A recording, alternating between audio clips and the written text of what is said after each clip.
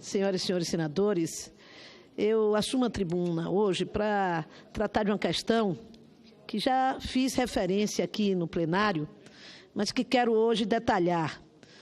No dia 18 de abril passado, nós realizamos na Comissão de Desenvolvimento Regional e Turismo, a CDR, uma audiência pública para debater o endividamento e as possíveis soluções para sanar a situação dos produtores de cacau da Bahia.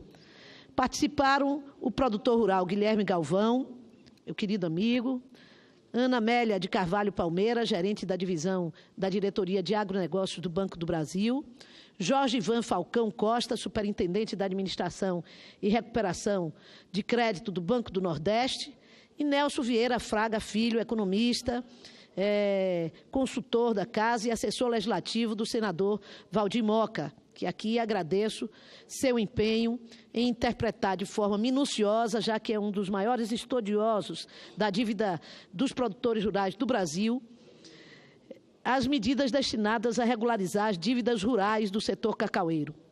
Aproveito para citar também as contribuições do Instituto Pensar Cacau, na pessoa do seu presidente, Dorcas Guimarães. Durante os debates, um ponto ficou muito claro em relação à problemática do endividamento dos produtores, a necessidade de alterar a legislação para possibilitar uma renegociação eficiente. Desde a década de 90, os produtores sofrem com as dívidas decorrentes das perdas da lavoura cacaueira atingidas pela doença vassoura de bruxa. O produtor Guilherme Galvão explicou que esta praga provocou a queda do Brasil no mercado internacional, da produção do Brasil no mercado internacional, ao diminuir a produção anual do fruto. Esse quadro, associado aos problemas de seca na Bahia, aumentou o endividamento dos produtores de cacau, fragilizando consideravelmente a situação econômica dessas pessoas. Ainda durante os debates, os representantes do Banco do Brasil e do Banco do Nordeste justificaram que as práticas que os bancos têm tomado junto aos produtores estão dentro da lei. Já o economista e assessor Nelson Vieira Fraga explicou que desde 2002 as legislações voltadas à liquidação e à renegociação de dívidas de crédito rural não atendem de forma efetiva o pequeno e médio produtor. O que acontece é que os rebates concedidos para a dívida ativa da União não levam em conta as desigualdades regionais no mesmo percentual para todo o Brasil, o que é, portanto, inadmissível e necessário de ser modificado. A legislação estabelece o valor contratado na origem da dívida para fins de enquadramento. Dívidas alongadas por orientação da Secretaria do Tesouro Nacional têm como origem o saldo devedor na data do alongamento. A consequência, por exemplo, é que uma operação contratada no valor de R$ 150 mil em 1995 se alongou até 2001 para o valor de 300 mil. E agora ultrapassa, ao ser 300 mil, ultrapassa o limite de 200 mil. E assim fica fora do enquadramento da legislação de renegociação de dívidas.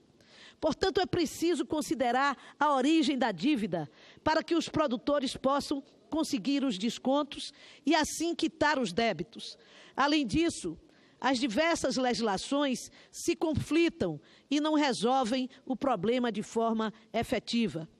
Por isso, definimos naquela audiência pública, como sugestão, uma série de encaminhamentos que envolvem o Ministério da Agricultura, que apoia esta importante mobilização, no Ministério do Planejamento, no Ministério da Fazenda, e fazer isso, claro, através das entidades representativas dos produtores rurais da Bahia, dos produtores de cacau da Bahia, além da Confederação Nacional da Agricultura, CNA, também a Federação de Agricultura do Estado da Bahia, além das instituições e associações responsáveis na região sul do nosso Estado pelos produtores de cacau do nosso Estado, para que nós possamos, indicando esses caminhos, abrindo o diálogo com o governo federal, solucionar de forma definitiva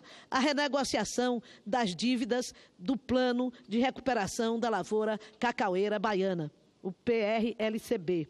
A crise que afeta a cacauicultura não é só da Bahia, que além da vassoura de bruxa tem sofrido sucessivas crises climáticas que contribuem para a redução da atividade econômica, afeta sim também a produção de cacau em todo o Brasil.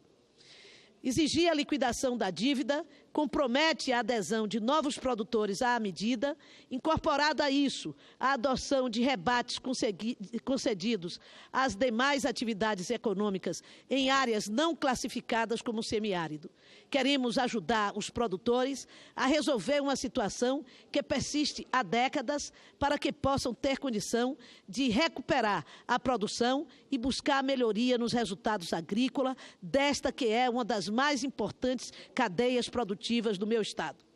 A correção dessas distorções e o aprimoramento da legislação é fundamental para corrigir mecanismos que tragam soluções para o setor do cacau e do chocolate, que tanto necessita se estruturar para atender a demanda mundial crescente na oferta desse importante alimento.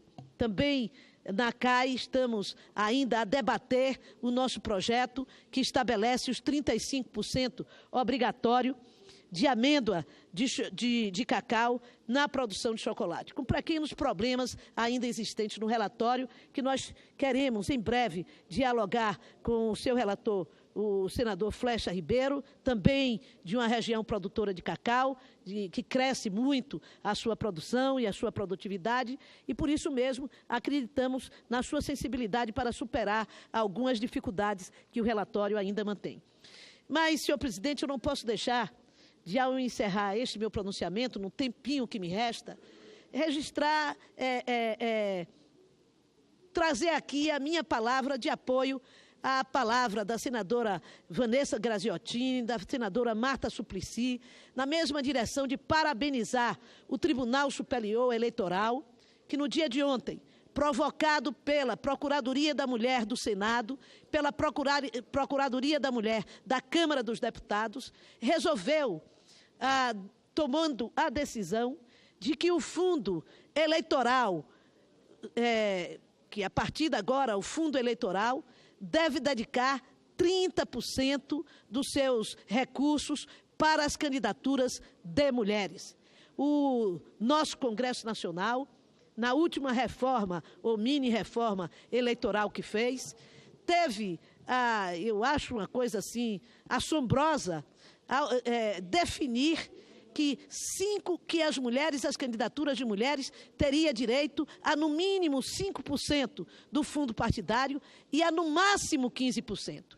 Ora, há uma contradição nessa posição do Congresso. Se são 30%, se é 30% a exigência da chapa de composição de mulheres, como é que esses 30% pode receber no máximo 15% dos recursos do fundo eleitoral? Isso é um absurdo.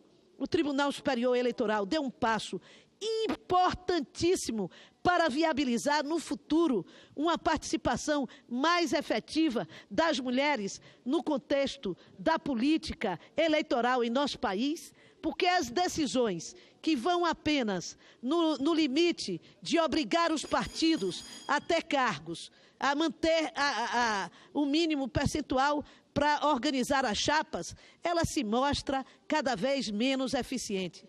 As mulheres na base não aguentam mais, como elas próprias dizem, sem recursos, serem chamadas a participar de uma campanha onde elas apenas são degraus da escada para eleger mais homens para o parlamento. Não que tenhamos nada contra a presença dos homens, mas nós temos sim a favor da presença das mulheres. Somos 52% da população brasileira que deseja participar da política. E a nossa palavra de ordem nessa eleição, senhor presidente, tem que ser nenhuma mulher a menos na política e muitas a mais. Muito obrigada. Eu que agradeço a Vossa Excelência, a senadora Lídice da Mata, pela liderança do governo. Concedo a palavra ao senador Romero Jucá, MDB, Roraima. Senhor presidente.